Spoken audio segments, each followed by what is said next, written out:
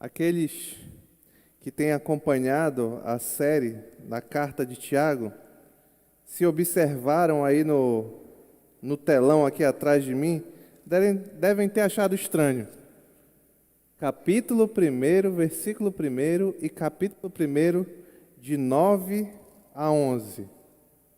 Tem alguma coisa errada, porque até domingo passado eu disse que seria o capítulo 5, e iniciaremos o capítulo 5.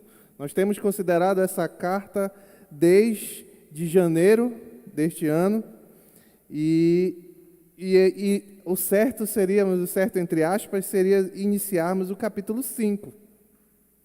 Mas não se preocupem, eu não estou voltando desde o começo para fazer tudo de novo. Na verdade, eu tenho uma história para contar porque nós, como igreja, estamos considerando a carta de Tiago desde o início, e foi preciso voltar para esses versículos,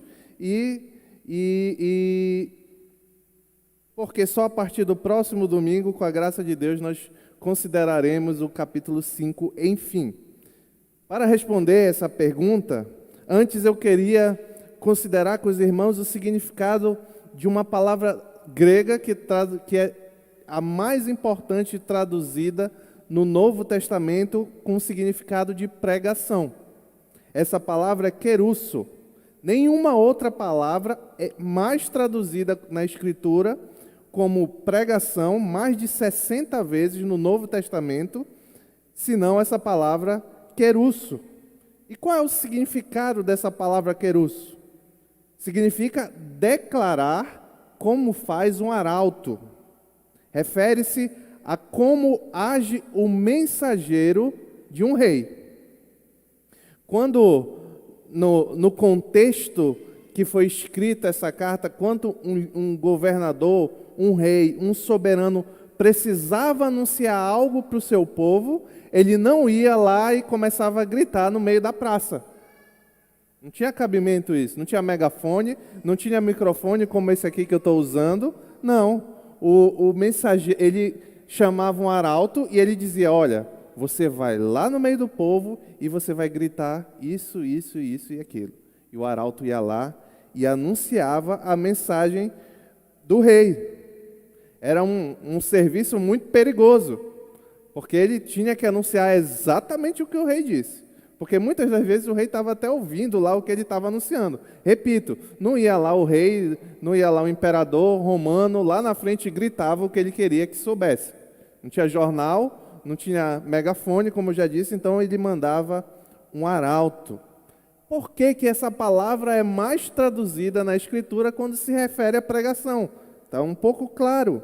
Porque o pregador, ele não anuncia a própria mensagem. Eu não tenho nenhuma mensagem para a igreja nessa noite.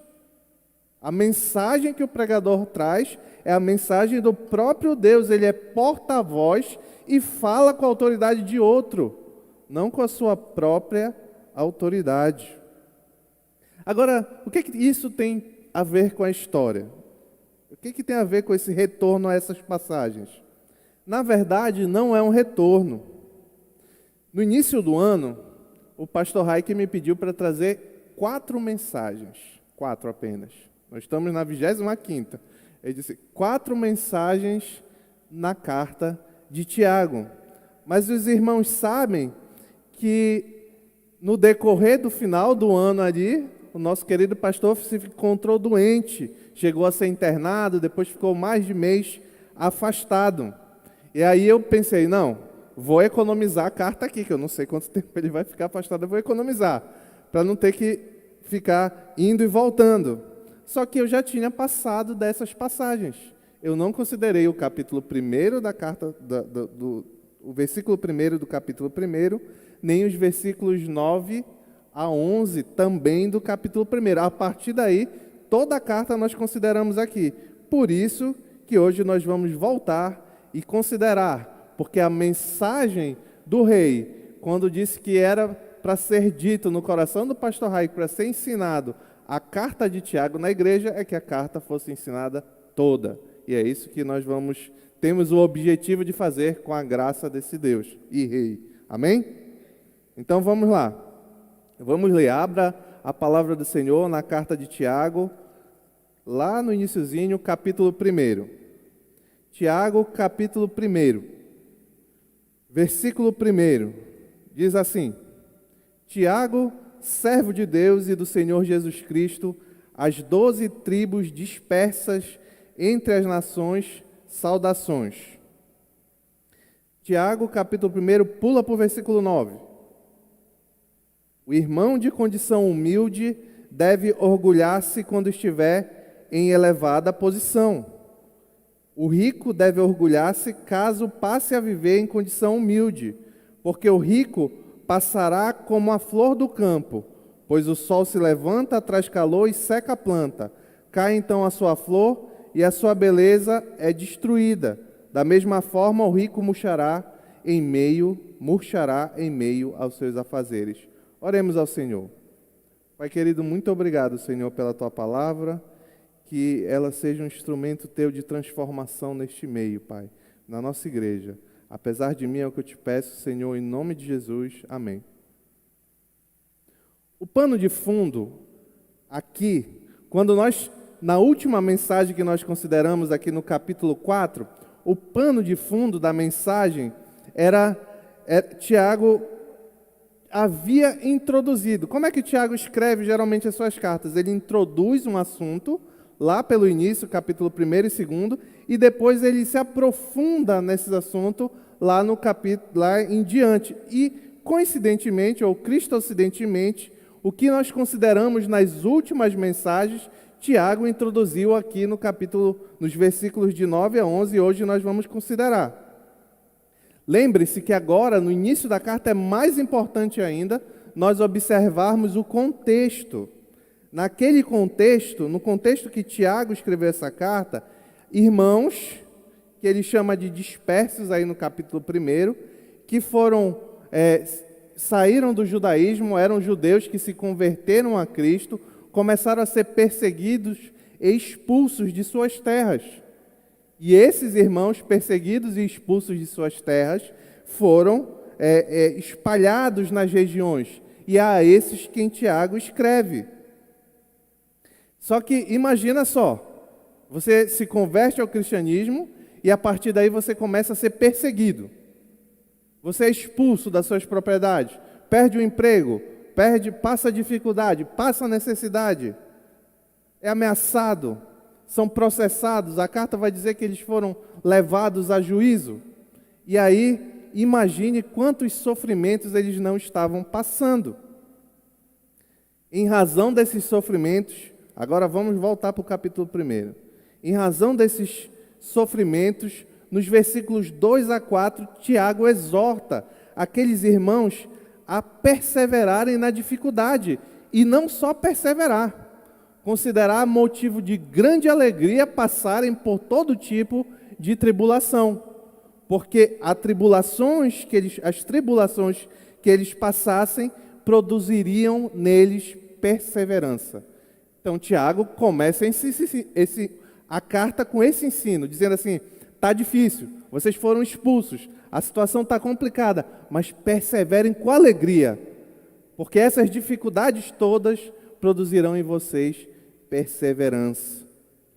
Na sequência, um pouco antes do verso 9, nos versos 5 a 8, Tiago orienta então que aqueles irmãos, como lidar com isso, eles deveriam lidar com isso perseverando em oração.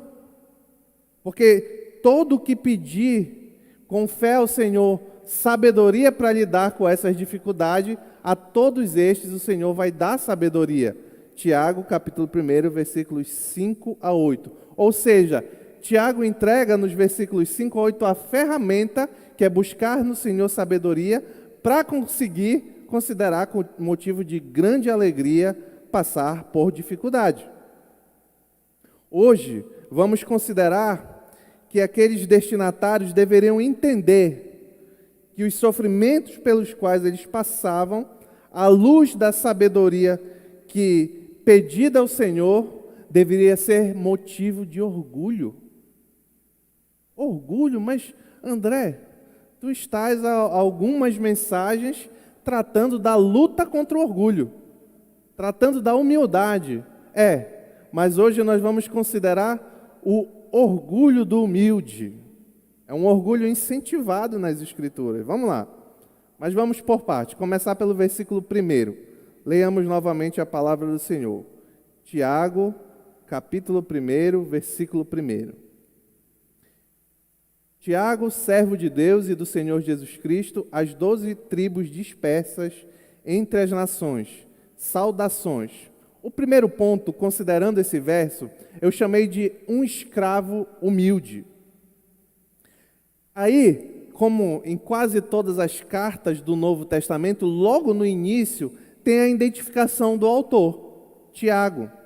Este Tiago a que a carta se refere é irmão de Jesus Cristo, filho de Maria e José. Ele, futuramente, posteriormente ao ministério de Cristo, se tornou um grande líder da igreja de Jerusalém. Inclusive, alguns estudiosos entendem que ele ganhou mais eminência que o próprio apóstolo Pedro. Da onde vem esse entendimento? Lá em Atos, capítulo 15, versículos 13 a 21, quando Paulo traz à igreja de Jerusalém uma contenda contra os rituais judaicos, aqueles servos do Senhor, aqueles presbíteros, aqueles pastores ali, apóstolos, se reúnem, e quem diz a decisão do colegiado é Tiago, o que mostra o caráter de líder que esse homem passou a exercer na igreja de Cristo. Paulo, na carta de Paulo aos Gálatas, capítulo 2, versículos 2 e versículo 9, chama Tiago de um dos pilares, um dos sustentos da igreja. Agora, diante de um ministério tão proeminente, é interessante como o próprio Tiago se qualifica no início da carta. Ele não diz aqui, Tiago, líder da igreja em Jerusalém, ou Tiago, irmão de sangue do nosso Senhor Jesus Cristo. Não, ele diz Tiago, servo de Deus e do Senhor Jesus Cristo. Tiago poderia ter dito que era irmão de Jesus, mas ele usa o termo servo. E o termo servo, aqui traduzido da palavra doulos, literalmente significa escravo, servo, homem em condição servil, dedicado ao próximo, mesmo em detrimento dos próprios interesses. Essa é a autoqualificação que Tiago se dá, o que simboliza uma grande mudança de caráter nesse homem. E essa mudança, curiosamente, não aconteceu durante o ministério de Jesus Cristo. Se você ler lá no Evangelho de João, capítulo 7, versículo 5, Tiago sequer cria em Jesus. Lá diz que os irmãos deles não criam nele. Depois você pode ler João capítulo 7, versículo 5. Porém, alguma coisa mudou e Tiago se tornou esse homem tão dedicado à obra, a ponto dele se qualificar como servo do seu irmão. O que foi que mudou? Está lá em 1 Corinto, capítulo 15, versículo 7. Após ver o Cristo ressurreto, Tiago viu Cristo ressuscitado. 1 Coríntios, capítulo 15, versículo 7. Que experiência de amadurecimento que só pode trazer humildade para Tiago. Jesus andou com ele e ele conhecia Jesus desde criança. Talvez tenha sido aquele que mais conviveu com Jesus.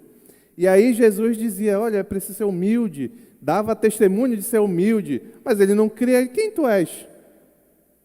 Mas um dia ele viu aquele homem morrer. E depois ele viu ele vivo. Isso tem que mudar a cabeça do ser humano. Mudou a cabeça de Tiago. Esse Tiago, com essa experiência de amadurecimento e humildade, por isso que esse assunto é tão caro a ele, tão precioso, imagino que Tiago reflita, como eu era orgulhoso, soberbo do meu entendimento, mas eu vi Jesus Cristo vivo, agora eu sou servo dele. Então esse amadurecimento, com esse amadurecimento é que ele escreve essa carta aos destinatários. Quem são? As 12 tribos dispersas entre as nações. Por que 12 tribos?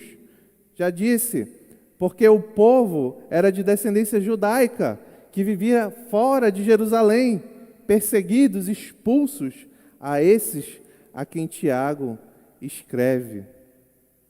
Possivelmente, esses judeus, esses dispersos, foram a Jerusalém durante a festa de Pentecostes, ouviram o evangelho ser pregado, foram convertidos ao Senhor, voltaram aos seus lugares de residência, mas aqueles que moravam em Jerusalém foram perseguidos e expulsos após a morte de Estevão. Está lá em Atos, capítulo 11, versículo 19. Diz assim: os que tinham sido dispersos por causa da perseguição desencadeada com a morte de Estevão, chegaram até a Fenícia, Chipre e Antioquia, anunciando a mensagem apenas aos judeus. Esses homens, nós sabemos que a perseguição começou mesmo contra Jesus Cristo, mas depois do assassinato de Estevão se intensificou. Inclusive, Paulo era um instrumento dessa perseguição e foi por anos, ainda Saulo, instrumentos dessa perseguição. A esses perseguidos em situações muito difíceis, Tiago escreve a sua carta e diz, manda saudações. O termo traduzido como saudações aqui tem um significado de cumprimento carinhoso. É a esses a quem Tiago se dirige. Esse primeiro versículo tem algumas implicações interessantes. Conhecer, e quando eu digo conhecer, eu quero dizer racionalmente, entender racionalmente, nem sempre significa confiar ou crer. Tiago e Jesus, nosso Senhor, cresceram juntos nas mesmas famílias, na mesma família. Possivelmente comiam juntos, brincavam juntos, trabalhavam juntos e em um determinado momento, após o início do ministério de Cristo, Tiago não confiava em Jesus. O que havia para conhecer do homem Jesus Cristo naquela época, Tiago conhecia e ainda assim não confiava. Então, você tem um entendimento da pessoa de Jesus Cristo, já ouviu falar, sabe, acredita que ele foi um homem histórico que existiu e tudo mais, não é o suficiente. É preciso confiar em Cristo Jesus, na sua palavra e na sua obra. É interessante que essa mudança de vida de Tiago ocorreu depois que ele viu o Cristo ressurreto. Mas para nós, humanos, depois do ministério de Cristo ali, também o significado é o mesmo, porque o cristianismo é sustentado, o exemplo é o mesmo, porque o cristianismo é sustentado sobre a base de que Cristo veio, Deus se fez carne, morreu para o perdão dos pecados de todo aquele que nele crê e ressuscitou e vivo está. Isso é um resumão aqui do Evangelho. Então a fé do cristão é baseada na confiança de que Cristo ressuscitou. Confiança essa que Tiago só teve quando viu. Mas nós não andamos por vista, nós andamos por fé, não é isso que a palavra diz? Então, assim como foi com Tiago, o fato de nós confiarmos que Cristo está vivo, que morreu e ressuscitou, deve nos mudar também. Muita gente conhece alguma coisa, até fala alguma coisa, pessoas que acho que nunca leram a Escritura dizem algo sobre Cristo. Você liga a televisão, vai ter alguém falando alguma tolice sobre Jesus Cristo. Mas esses homens podem saber um pouquinho, o nome. Ele morreu. Ele era bom. Mas isso não é confiar. Confiar é aquele que crê em Jesus Cristo, como ele diz, segundo as Escrituras. Que ele veio, morreu e ressuscitou para que todo aquele que nele crê não pereça. E todo aquele que nele não crê vai perecer. É bem claro o Evangelho. Não existe o Evangelho, o Cristo Papai Noel que ensino aí, não é o Cristo que mudou a vida de Tiago. O Cristo Papai Noel que é bom com todo mundo, que ama todo mundo, que não é justo, é permissivo com o pecado, com um bando de tolice que vinculam a Jesus Cristo, não é dito por quem conhece a Jesus Cristo. Quer conhecer a Cristo? Está aqui a palavra dele. Então você não julga quem é Cristo com base no que você acha que é Cristo. Você julga quem é Cristo com base no que ele disse, quem ele disse que ele é. E quem ele disse que ele é, só lendo nas Escrituras. Como saber em que situação eu estou? Se eu estou crendo no único e verdadeiro Cristo, ou se eu estou crendo num ídolo, num mito, numa figura que foi criada. Um grande sinal é a humildade. Olha o sinal de Tiago. Ele se tornou humilde quanto mais conhecia sobre Jesus Cristo. Outro grande sinal é saber que ser cristão gera dificuldade. Ser cristão deve gerar mudanças em nós mesmos. E a que tipo de dificuldade eu estou me referindo? A dificuldade que nós devemos enfrentar a partir do momento que cremos que Cristo está vivo, cremos no Evangelho, nós devemos enfrentar numa luta por santidade. Por exemplo, Cristo não é aquele que abraça todos os pecados de todo mundo. Não, é grave o pecado, ele morreu na cruz pelos pecados. Ele quer agora que nós sejamos cada vez mais parecidos com ele, sem pecado. Um Cristo que deixa tudo acontecer da forma que se bem entende, um Cristo pregado em muitas igrejas que ama o homossexualismo. Onde já se viu? Agora está na moda ser homossexual e se alegar cristão. Homossexual não pode ser cristão? Pode. Tem muitas pessoas que lutam contra o pecado homossexual e são santos em Cristo Jesus. Mas para você observar se é verdade ou não, ele não abraça o pecado dele. Ele não se abraça, eu sou pode, Jesus ama todo mundo. Não, Jesus não ama todo mundo para começar. A Escritura diz que Jesus ama aqueles que Deus separou para ele. Não sou eu que estou dizendo. Pode ler depois na Escritura lá, João, Evangelho de João, capítulo 10, e tem inúmeras outras passagens. Jesus ama aqueles que foram limpos pelo sangue dele e que buscam andar em santidade, em bondade, seguir o exemplo que Cristo ensinou.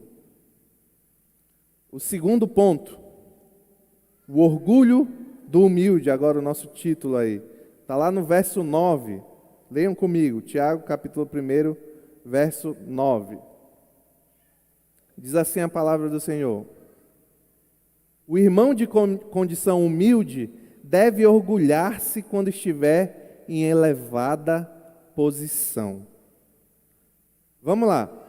Nos próximos 2 versos, 9 e 10, Tiago apresenta um contraste em torno da palavra orgulhar-se. Note que ela vai se repetir tanto no verso 9 quanto no verso 10. E ele lança esse contraste utilizando 2 sujeitos e relacionando esses 2 sujeitos com esta ação, a ação de orgulhar-se. O irmão de condição humilde e o rico. Aqui no verso 9, que nós vamos considerar nesse ponto, Tiago fala do irmão de condição humilde. Como esta carta é dirigida, como nós vimos aqui no contexto, a cristãos dispersos, é natural, e Tiago sabia muito bem disso, que provavelmente a grande maioria, se não todos, viviam em profunda pobreza. Pobreza material mesmo. Vivia em profunda miséria, viviam em condições marginalizadas na sociedade. A essas pessoas são a quem Tiago dirige um encorajamento. Aqui está o encorajamento que Tiago diz: orgulhe-se que esses irmãos nessas condições devem orgulhar-se quando estiver em posição elevada. Isso porque apesar da condição humilde, e entenda a condição humilde como pobre, difícil mesmo, esses irmãos tinham algo elevado pelo qual se orgulhar. É esse o encorajamento de Tiago. Como pode esse irmão passando miséria, desgraça, necessidade, ser encorajado a se orgulhar, gloriar-se na sua condição elevada. Simples, aprendendo a apreciar a importância da sua condição, isto é, não das posses materiais, mas dos tesouros espirituais. Essa posição elevada só é entendível quando você muda a sua perspectiva. O nível da posição que você tem ou terá não guarda relação com a quantidade de bens que você tem, mas guarda relação com o que você tem recebido espiritualmente. Quanto a graça de nosso Senhor Jesus Cristo é sobre a sua vida. O próprio Deus exaltou o crente a uma posição muito elevada. Nós, verdadeiros cristãos, fomos exaltados a herdeiro do Rei, herdeiro de Deus, o Deus Trino que nós vimos no vídeo agora há pouco. Olha o que diz Tiago, pula um pouquinho para o capítulo 2, no verso 5. Tiago, capítulo 2, verso 5.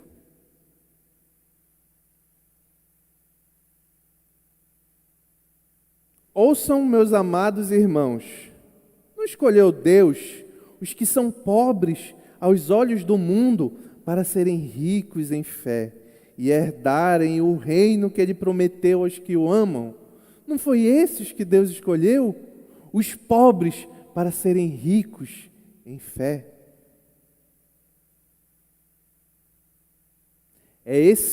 É com esse orgulho que Tiago encoraja e exorta aqueles irmãos a se alegrarem de que o Pai Celeste e seu irmão Jesus Cristo, olha aqui, Jesus Cristo se fez pobre, assim como eles eram pobres por eles.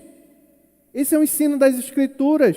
2 Coríntios capítulo 2, versos 8 e 9. 2 Coríntios capítulo 8, verso 9, desculpa. 2 Coríntios capítulo 8, verso 9. Pois vocês conhecem a graça do nosso Senhor Jesus Cristo, que sendo rico se fez pobre por amor de vocês, para que por meio de sua pobreza vocês se tornassem ricos. Olha essa troca maravilhosa aqui. Jesus desceu lá de toda a riqueza, toda a maravilha da Trindade e se fez pobre por amor de vocês. E vocês aqui é a igreja, tá? Ele está direcionando essa carta à igreja. Por amor de vocês, para que por meio da pobreza que ele recebeu, vocês se tornassem ricos. Isso aqui não é motivo de encorajamento? Diante de qualquer dificuldade? É claro que é. E tem algumas lições aqui nesse texto. A primeira é como muitas e muitas pessoas são enganadas na nossa cidade, no nosso contexto, no Brasil, no mundo, com teologia que promete que caso você se entregue a Cristo e você se aproxime de Cristo, Ele vai lhe dar muito dinheiro. A sua empresa vai bem, você vai arrumar emprego, você vai fazer isso, você vai viajar, você não vai ter mais dificuldade, vai ter plano de saúde. Isso é mentira. Isso é mentira, porque a riqueza que Jesus Cristo, que Deus oferece na sua palavra para os homens, não é essa riqueza. Apesar dele conceder para muitos, mas não é essa riqueza. É uma riqueza muito maior, é um tesouro celestial. É isso que Jesus Cristo oferece. Como pode se enganar? Leia as Escrituras. Nós somos herdeiros, co-herdeiros em Cristo, como diz Romanos, capítulo 8, versículo 17, mas porque nós de fato participamos do sofrimento de Cristo, para que um dia participaremos da glória de Cristo, não a glória aqui na terra. De que vale ganhar o mundo inteiro e perder sua alma? É porque existe um tesouro muito maior, e é o único tesouro oferecido por Jesus Cristo. Ele não oferece riqueza, Ele não oferece prosperidade. Ele oferece riquezas na glória, herança, prosperidade diante do Senhor. Como enfrentar dificuldades, inclusive financeiras, lutos, a dificuldade que você estiver passando, meu irmão, aquilo que lhe incomoda no coração, aquilo que está machucando mais agora, como passar por essas dificuldades se as circunstâncias parecem não ajudar? Eu preciso disso, mas eu não tenho, eu preciso daquilo, mas não consigo. Como passar por esse sofrimento? Esse versículo todo mundo tem que ter marcado na sua escritura, na sua Bíblia. Romanos capítulo 8, versículo 18. Quando as coisas estiverem muito difíceis, quando aquilo que você tanto precisa, aquilo que você tanto está pedindo, está exigindo e parece que não está dando certo, as coisas estão até piorando. Calma, calma. Olha o conselho, olha as palavras do apóstolo Paulo aí nesse texto. Romanos capítulo 8, versículo 18. Considero que os nossos sofrimentos atuais não podem ser comparados com a glória que em nós será revelada. Olha o que o apóstolo Paulo fazia diante do sofrimento. Ele sofreu tudo que você pode imaginar. E diante desse sofrimento ele olhava para frente, para a glória que será revelada. É essa a riqueza, é nessa glória que nós nos orgulhamos. E por isso que mesmo humilde podemos nos orgulhar. Porque não é nada que nós fazemos, é aquilo que Deus fez por nós. E humildemente nós agradecemos e nos orgulhamos. Então podemos passar pelas dificuldades olhando para frente. É isso que Tiago está exortando aquele povo. Uma outra lição interessante é como a classificação de dignidade do homem é diferente da classificação de dignidade de Deus. O homem classifica a dignidade muitas vezes pela roupa que você veste, pelo emprego que você tem, pela condição financeira que você tem, pela aparência física que você tem. Deus não quer saber de nada disso. A dignidade de Deus, ela é maior na medida que você mais tem noção e mais recebeu a graça de Deus. Aí você está em posição elevada. Quanto mais dedicado a ter um relacionamento com o Senhor, aí você guarda mais dignidade. Quanto mais vitorioso contra o pecado, aí você é mais digno. São parâmetros completamente diferentes. Não é sua habilidade intelectual, o seu conhecimento grandioso. Por mais que todas essas coisas não são ruins em si, não, mas para Deus é de elevada condição aquele que se gloria no que recebeu dele somente pela graça. O terceiro ponto é a humilhação do orgulhoso. Está lá nos versos 10 e 11. Leiamos juntos. Tiago capítulo 1, versículos 10 e 11. E o rico deve orgulhar-se caso passe a viver em condição humilde, porque o rico passará como a flor do campo.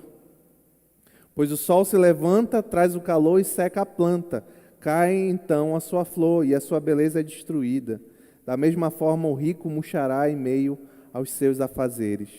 O segundo sujeito, lembra que eu falei que são dois sujeitos relacionados ao orgulhar-se.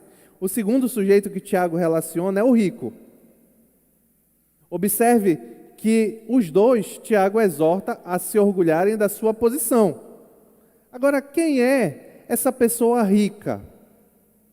Alguns intérpretes desejam completar esse paralelo e inserem a palavra irmão no entendimento, não na Bíblia que não tem. Eles inserem no entendimento como se referisse ao irmão em condição humilde e ao irmão rico. Assim, para quem entende os que defendem essa tese, tanto o em condição humilde e o pobre como o rico são irmãos. Porém, não parece ser a melhor interpretação. Vou dar algumas razões, 3. Primeiro, porque Tiago diz claramente que irmão em condição humilde e o rico ele não chama de irmão. Segundo, porque Tiago compara este homem rico, você vai ver lá no verso 11, com a erva que murcha e é destruída. Tiago sabe que o cristão não vai ser destruído. E ele não acrescenta nenhuma, ele não está dizendo você pode ser destruído. Não, ele está dizendo que vai ser destruído. O terceiro ponto, porque esse rico, muito provavelmente eu creio, não é um irmão, é porque em outras partes da epístola, Tiago deixa claro que toda vez que ele se dirige a ricos, que estes não pertencem à comunhão dos destinatários da carta. Vê lá Tiago capítulo 2, avança um pouquinho lá para o verso 6. Tiago capítulo 2, versos 6 e 7.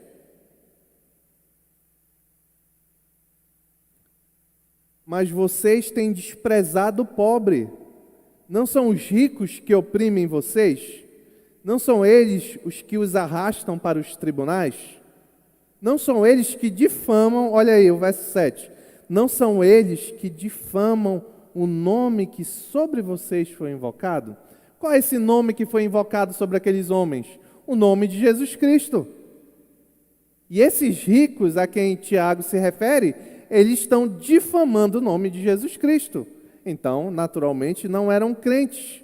Avança um pouco para Tiago, capítulo 5, versículo 1, que vai ser o primeiro versículo que nós vamos considerar com a graça de Deus no próximo domingo. Ouçam agora, Tiago capítulo 5, versículo 1. Ouçam agora, vocês ricos, chorem e lamentem-se, tendo em vista a desgraça que lhes sobrevirá. Logo, esse rico a que Tiago se refere não são cristãos, mas perseguidores e opressores da igreja. Observem que Tiago está se referindo ao homem rico, não confunda, e não às riquezas. Deus não repudia posses terrenas. O que ele está se referindo é que esses homens, o único motivo de que eles poderiam se alegrar era na pobreza dele. Quem tem a revista e atualizada vai lá dizer na insignificância deles. Na verdade, Tiago nos ensina que toda boa dádiva, todo dom perfeito vem do alto, descendo do Pai das luzes, que não muda, como sombra inconstante. Em Tiago capítulo 1, versículo 17. Então não é o que aqueles homens tinham. Porque, como eu disse, existem homens do Senhor que são prósperos na própria Escritura. Isso não é a condição do rico que é enfrentada aqui por Tiago, mas é a condição daqueles homens ricos. E esses, agora na nova versão internacional, que é a que eu considero, Tiago faz uma exortação que eu queria transformar em pergunta. Como essa pessoa, essas destinatárias da carta, esses ricos que perseguiam a igreja, podiam se orgulhar caso passe a viver em condição humilde?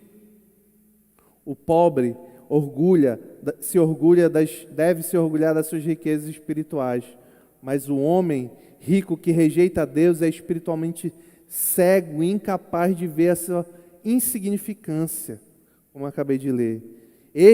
Esse homem, ele se gloria na sua riqueza material, mas as riquezas terrenas desaparecem como a flor do campo, a flor da erva, como Tiago disse.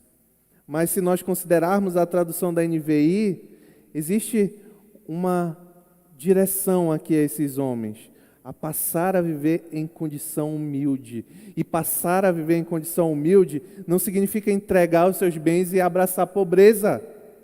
Não, significa deixar de confiar a sua vida, a sua confiança nos bens e na riqueza e passar a confiar em Cristo.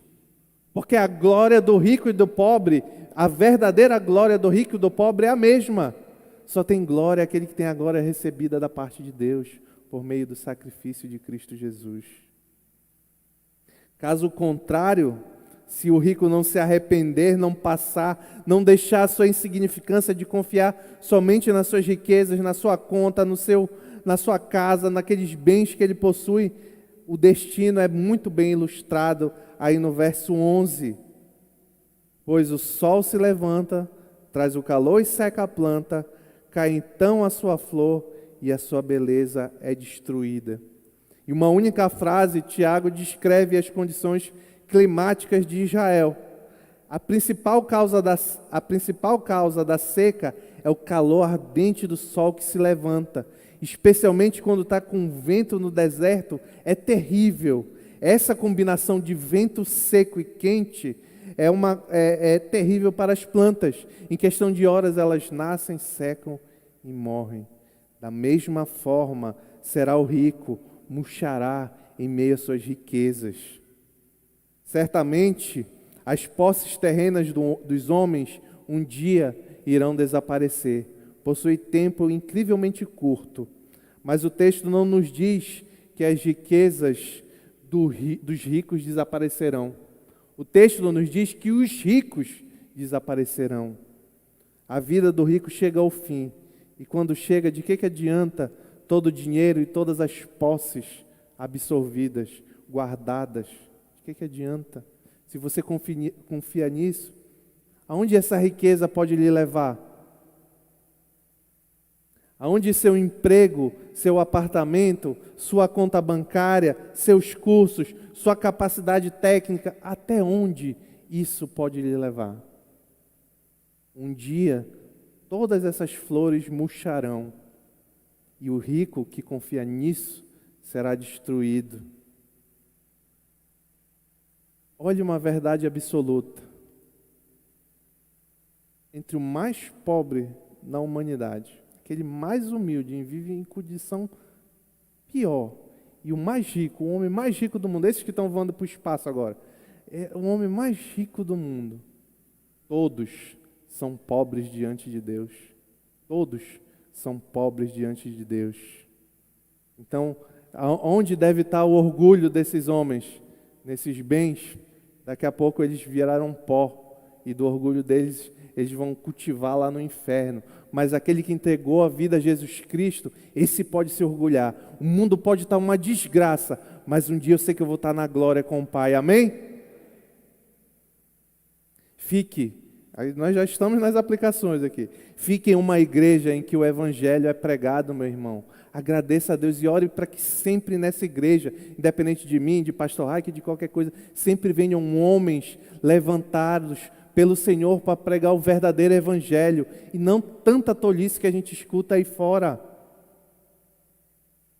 O verdadeiro evangelho pregado de Jesus Cristo não oferece riqueza, oferece salvação, arrependimento de pecado, uma mudança radical de vida. Qual é o valor de ser cristão?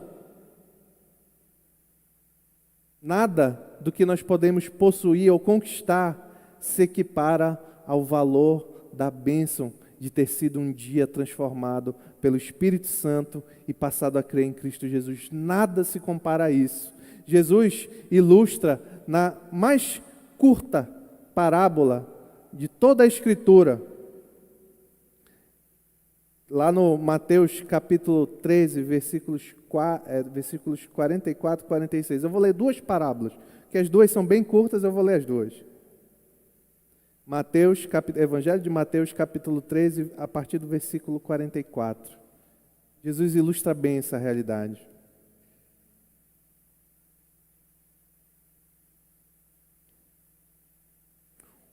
O reino dos céus é como um tesouro escondido no campo. Certo homem, tendo encontrado, escondeu de novo. Então, cheio de alegria, foi e vendeu tudo o que tinha e comprou aquele campo. Outra parábola. Terminou aí uma parábola, agora outra. O reino dos céus também é como um negociante que procura pérolas preciosas. Encontrando uma pérola de grande valor, foi e vendeu tudo o que tinha e a comprou. Já sei, André, entendi. É para eu vender tudo e entregar na igreja. Não, não faça isso, por favor. Não é esse o ensino do nosso Senhor Jesus Cristo. O que ele está fazendo é um contraste para mostrar o quão valoroso, o tesouro escondido, a pérola preciosa, é a esperança daqueles que creem em Jesus Cristo. É aqueles que se entregaram ao evangelho verdadeiro. Esse é o tesouro. A partir do momento que você recebe isso, tudo mais tem valor inferior e menor. Tudo que você possui não pode ser comparado à glória reservada àqueles que creem em Cristo Jesus. E assim como o objetivo de Tiago era exortar e encorajar, o meu essa noite é exortar e encorajar. Você pode estar passando por qualquer coisa, está bem ou está ruim, não importa. O seu maior motivo de alegria e orgulho é o que Jesus Cristo fez por você, se você é um crente. Em nome dele, em nome de Jesus, amém.